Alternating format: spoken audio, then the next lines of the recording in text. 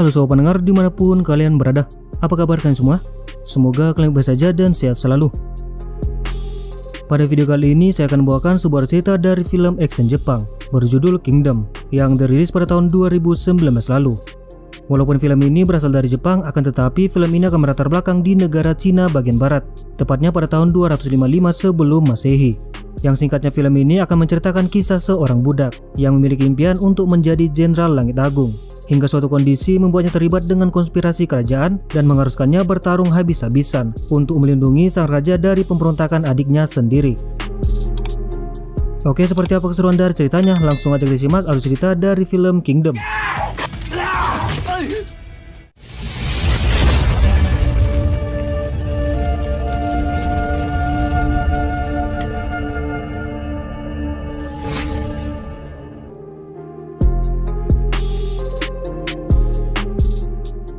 Scene dibuka dengan diperlihatkan seorang budak kecil bernama Shin yang tanpa sengaja berpapasan dengan sekumpulan pasukan berkuda yang dipimpin oleh seorang Jenderal Langit Agung wilayah Cina bagian barat Qin bernama Jenderal Wang Qi.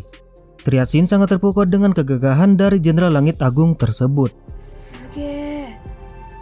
Kemudian Shin beralih dengan diperlihatkan Shin yang kini telah dijual dengan tuan barunya. Di sana ia bertemu dengan seorang budak lainnya bernama Piao.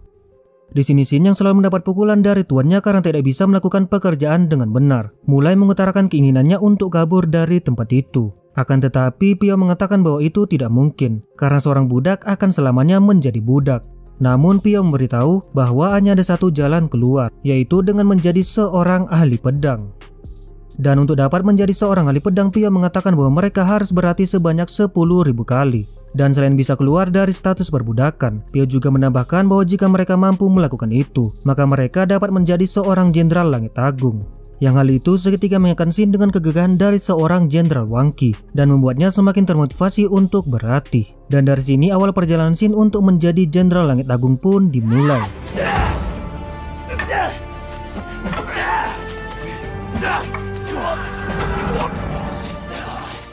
Singkat cerita, Shin dan Piao yang telah dewasa pun kini telah melakukan latih tanding sebanyak 1253 kali, dengan Piao yang sedikit unggul daripada Shin.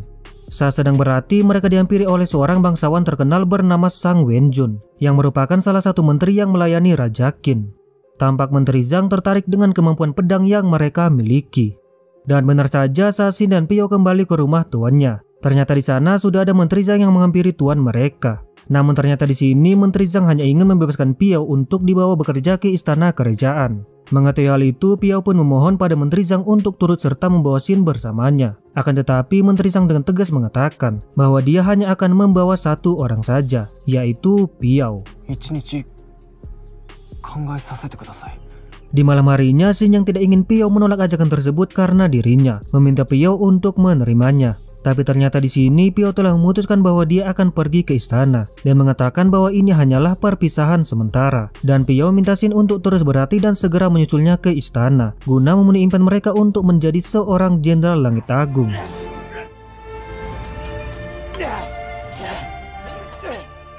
Setelah kepergian Piao, Shin pun menjadi lebih bersemangat untuk berlatih. Terlihat ia menghabiskan waktunya untuk berlatih begitu keras untuk dapat meningkatkan kekuatan fisik dan juga kemampuan berpedangnya. Namun suatu malam sebuah tragedi pun tiba, di mana Shin dikejutkan dengan kedatangan Piao yang mendapatkan beberapa tusukan di tubuhnya dan membuatnya hanya memiliki sedikit waktu untuk bertahan. Di sini Piao mengatakan bahwa telah terjadi pemberontakan di istana kerajaan oleh adik dari sang raja yang bernama Seng Zhao. Lalu Piao meminta Shin untuk pergi ke sebuah tempat dan memintanya untuk berjanji agar Shin memenuhi impian mereka untuk menjadi seorang Jenderal Langit Agung. Dan setelah mengatakan semua itu, Piao pun pergi meninggalkan Shin untuk selama-lamanya.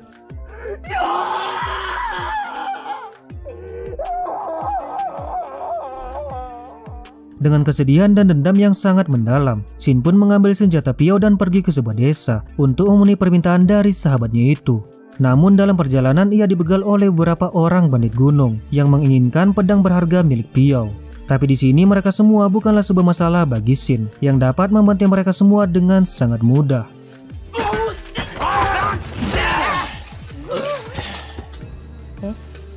Dan sesampainya di tempat tujuan, Shin kembali dikejutkan dengan sosok dari Raja Qin yang memiliki wajah menyerupai Piao bernama Ying Zheng. Akan tetapi sebelum Xin mendapat penjelasan dari Raja Ying, tiba-tiba seorang pembunuh bayaran utusan Seng Zhao datang menyerang dan terlibat pertarungan dengan Ying Zheng.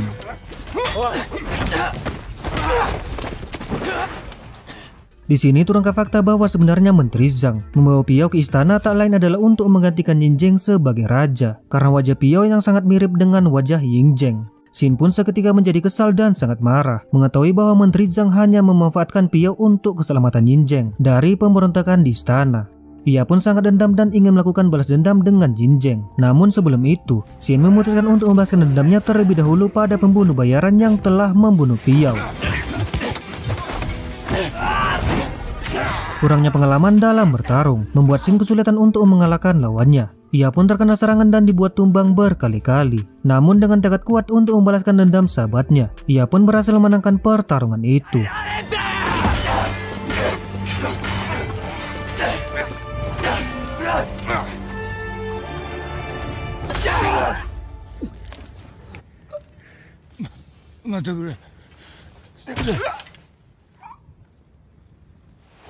Di sini Ying Zheng mengatakan pada Xin bahwa dia tidak akan tinggal diam jika Xin mencoba untuk membunuhnya, karena untuk melindunginya banyak orang yang telah kehilangan nyawanya, termasuk sahabatnya Xin yaitu Piao. Kemudian dari ketinggian mereka melihat desa Xin yang telah dibakar dan dihancurkan oleh pasukan kerajaan atas perintah dari Seng Zhao. Hal itu membuat Xin semakin berambisi untuk mengalahkan pemerintahan dari Seng Zhao dan memutuskan untuk membalas Ying Zheng setelah semua ini selesai. Untuk kemudian mereka pun melanjutkan pelarian dari pasukan kerajaan. Namun tiba-tiba di depan mereka muncul seseorang untuk menawarkan jalan pintas agar bisa lolos dari kejaran pasukan kerajaan. Dia adalah seorang gadis kecil bernama He Liao Diao yang merupakan salah satu komplotan bandit gunung yang membegal Xin sebelumnya. Menyadari hal itu, Xin pun tidak percaya dengan gadis tersebut. Namun setelah mengetahui bahwa Liao membantu mereka adalah demi mendapatkan uang, Ying Zheng pun mempercayainya dan menerima tawaran tersebut. Saat dalam perjalanan, Ying Zheng menceritakan tentang alasan ia tidak dapat mencegah kudeta yang dilakukan oleh adiknya. Yang mana hal itu terjadi karena kurangnya kepercayaan dan kemampuan politik yang dia miliki. Hingga suatu ketika, Menteri Zhang menemukan Piao yang wajahnya sangat mirip dengan Ying Zheng dan mulai merencanakan pelarian itu dengan menjadikan Piao sebagai umpannya. Tentu saja Xin yang mendengar hal itu seketika kembali menjadi sangat kesal, berpikir bahwa Ying Zheng telah mempermainkan nyawa sahabatnya. Namun di sini Ying Zheng menenangkan Xin dengan mengatakan bahwa sebelum mengambil misi itu, Piao telah mengetahui segala resiko yang akan terjadi. Tapi Piao menganggap bahwa itu adalah misi yang sangat penting dan dengan senang hati mengambilnya. Karena tekad kuat atas simpan mereka dari awal telah membuatnya siap untuk menghadapi segala rintangan. Dan pada akhirnya setelah mendengar semua itu, Xin pun tersadar dan memutuskan untuk mengikuti jalan yang telah diambil oleh sahabatnya, yaitu melindungi Raja Qin, Ying Zheng, dan mewujudkan impian dia dengan sahabatnya untuk menjadi Jenderal Langit Agung di masa depan.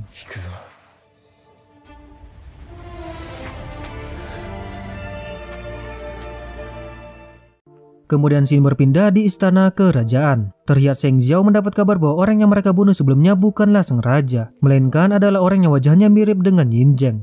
Selain itu mereka juga telah mengetahui bahwa pembunuh bayaran yang mereka kirim untuk memburu Ying Zheng telah ditemukan tewas. Seng Zhao yang sangat kesal pun kemudian mengirimkan seluruh orang-orang terbaiknya untuk memburu Ying Zheng agar kedudukan istana dapat segera menjadi miliknya. Dan untuk dapat menguasai istana sepenuhnya, Seng Zhao dan Kanselir kepercayaannya telah melakukan persiapan dengan mengumpulkan sebanyak 80.000 pasukan di istana untuk mengalahkan Kanselir Ribue yang selama ini berpihak pada Ying Zheng. Sementara itu Ying Zheng, Xin dan Liao melanjutkan perjalanan mereka ke tempat persinggahan Raja Qing dan orang gunung yang menjadi titik pertemuan mereka dengan Menteri Zhang dan seluruh pasukannya. Namun di tengah perjalanan mereka kembali bertemu dengan seorang pembunuh bayaran yang diutus oleh Seng Zhao untuk membunuh Ying Zheng. Dan kondisi itu membuat Xin harus kembali bertarung dengan pembunuh bayaran yang cukup tangguh tersebut.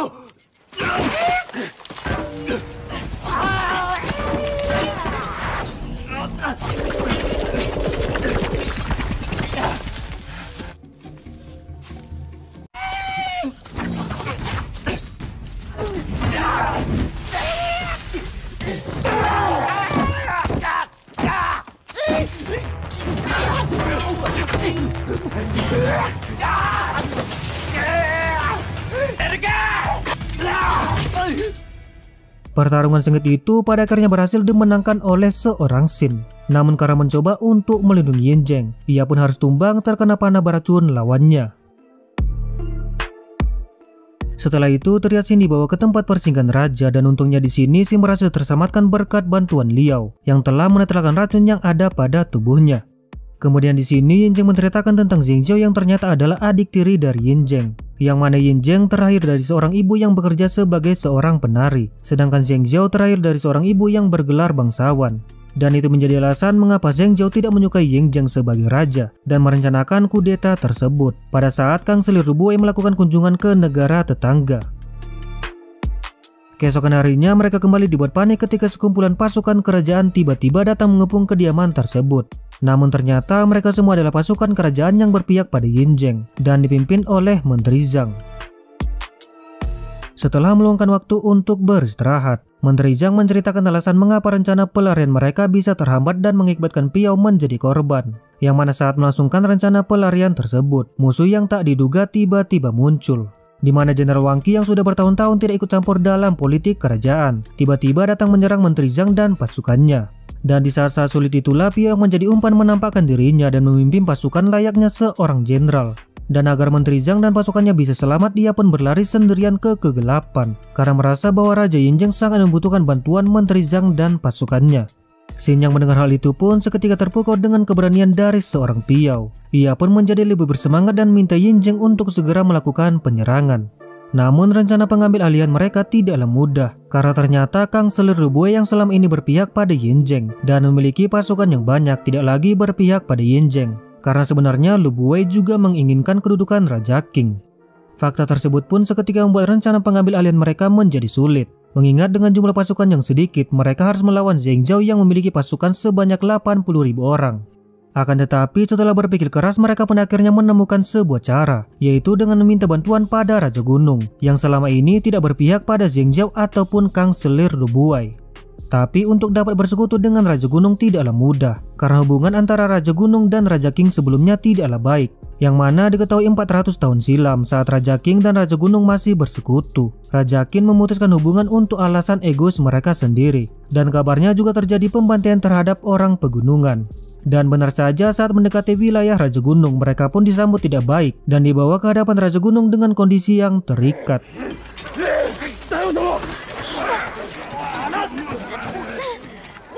Mengetahui bahwa kedatangan Yin Zheng adalah untuk meminta bantuan, Raja Gunung pun tanpa pikir panjang langsung menolaknya dan mengungkit pengkhianatan 400 tahun silam yang dilakukan oleh Raja Qin. Hingga di sini Raja Gunung memberi perintah pada anak buahnya untuk memenggal kepala Xin. Dalam kondisi itu, Yin Zheng menjelaskan tujuannya yang selain merebut kembali tatanya, yang mana ia memiliki tujuan untuk mewujudkan perdamaian dengan menyingkirkan semua perbatasan agar tidak ada lagi peperangan di negara Cina. Hal itu pun seketika membuat Raja Gunung terkejut, karena sebenarnya para leluhur mereka di masa lalu memiliki impian tentang perdamaian dan bisa hidup rukun dengan orang-orang Qin. Namun di sini para ketua suku datang dan mengatakan untuk jangan percaya dengan omong kosong dari Yin Zheng dan memerintahkan anak buahnya untuk memenggal kepala Xin. Tapi di sini Xin dapat mengatasi mereka dengan cukup mudah.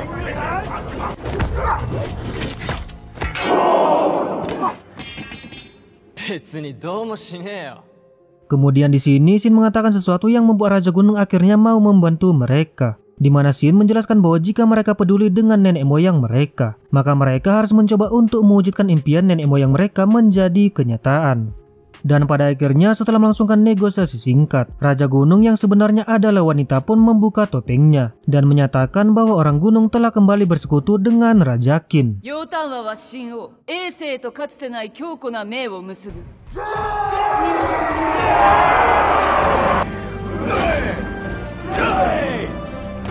Kemudian mereka mengatur rencana agar mereka dapat memasuki pusat kota, tempat di mana ada jalan rahasia yang bisa mereka lewati untuk dapat mendekati Zheng Zhao. Karena mereka yang hanya memiliki sekitar 3030 pasukan untuk melawan 80.000 pasukan Zheng Zhao, di mana mereka akan datang ke istana dengan menyamar sebagai pasukan Raja Gunung yang ingin kembali membentuk aliansi dengan kerajaan Qin. Dan singkat cerita, pasukan Raja Gunung dan Yin Zheng yang menyamar sebagai pasukan gunung pun telah sampai di depan istana kerajaan. Di sana pedagang mereka yang ingin kembali membentuk aliansi dengan kerajaan Qin disambut baik oleh pihak Zheng Zhao yang merasa sangat diuntungkan dengan terbentuknya aliansi tersebut.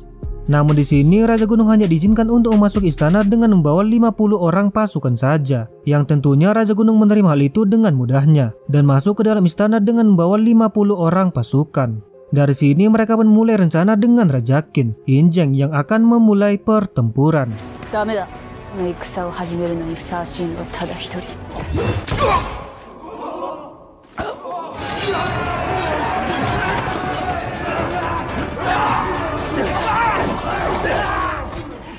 Setelah berada di depan tempat masuk jalan rahasia, langkah selanjutnya mereka akan membagi pasukan menjadi dua kelompok, yang mana Xin dan beberapa prajurit elit akan melewati jalan rahasia menuju ke tempat di mana Seng Xiao berada. Sedangkan Raja Gunung, Yin Zheng dan Menteri Zhang akan maju ke depan sebagai umpan, melawan pasukan kerajaan yang telah bersiap menunggu kedatangan mereka. Namun di sini perjuangan mereka tidaklah mudah karena pasukan kerajaan telah mempersiapkan posisi pertahanan yang cukup baik. Para prajurit gunung yang menyerang pun dapat ditumbangkan oleh pasukan pemanah dengan cukup mudah, yang membuat Yin Zheng sempat memutuskan untuk menarik mundur pasukan terlebih dahulu. Akan tetapi di sini Raja Gunung menanggapi hal itu dengan santuy, di mana ternyata prajurit yang tepar hanyalah sebuah prank, karena serangan panah dari pasukan kerajaan sama sekali tidak cukup untuk membunuh mereka.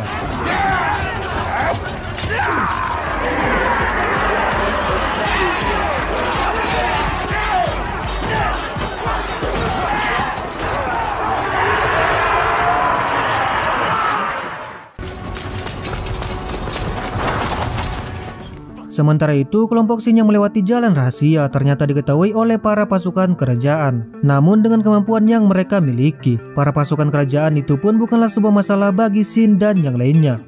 Sampai pada akhirnya seorang algojo yang cukup tangguh datang untuk menghalangi jalan Xin dan kawan-kawan. Pertarungan sengit dan epik pun terjadi di dua tempat yang berbeda.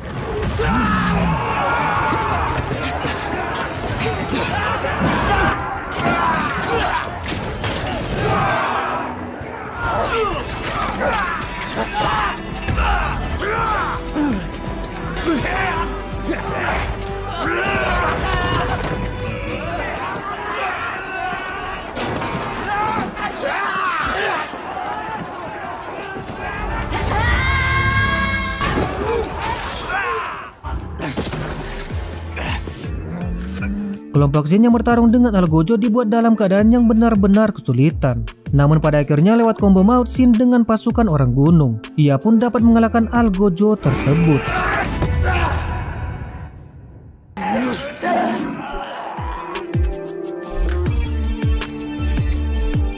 Singkat cerita, sampailah kelompok Xin ke tempat di mana Seng Xiao berada. Akan tetapi untuk dapat mengalahkan Seng Xiao, mereka harus bisa mengalahkan seorang mantan jenderal yang bernama Zhou Ji terlebih dahulu.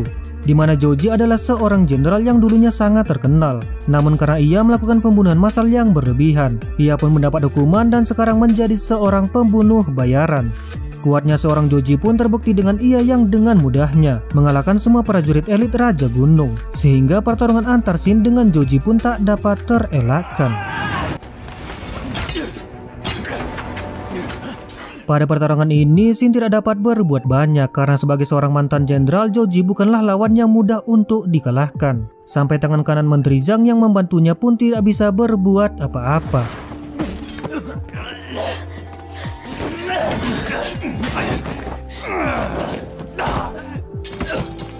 Dalam kondisi yang menyedihkan itu, tekad kuat Xin pun kembali bangkit setelah mengingat impian dirinya dengan sahabatnya, yaitu Piao. Xin pun kemudian bangkit dan menghunuskan pedangnya untuk mengalahkan seorang Zhou Ji dengan teknik pedang yang sudah ia latih sebelumnya.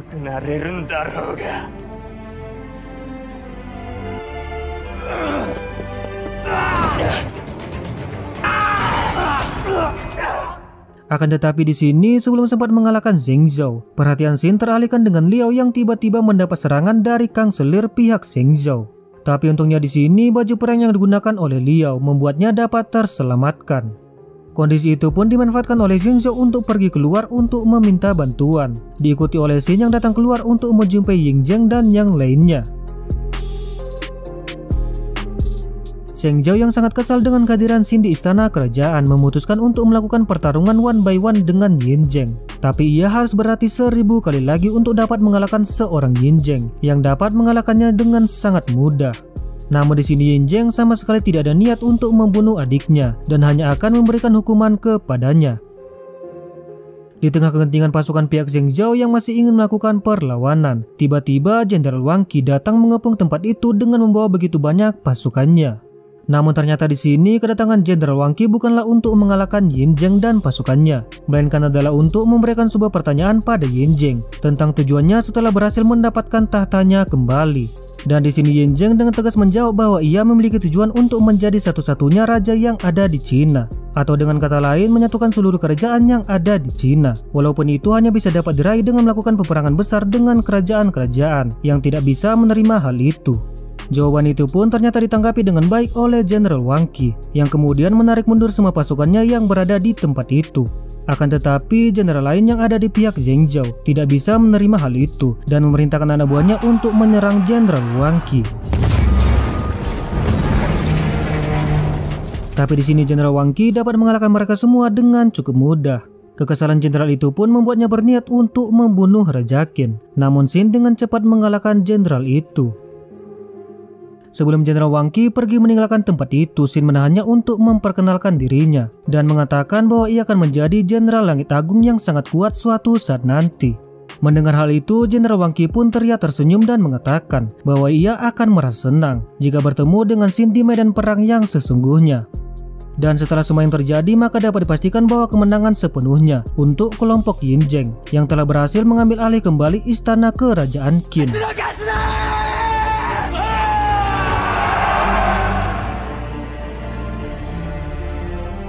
Adegan terakhir pada film ini diperlihatkan Xin yang mengatakan bahwa ia akan menuju ke medan perang dan akan meraih penghargaan yang sebanyak-banyaknya untuk dapat mewujudkan impiannya untuk menjadi Jenderal Langit Agung dan juga membantu Yin Zheng untuk menjadi satu-satunya raja di Cina.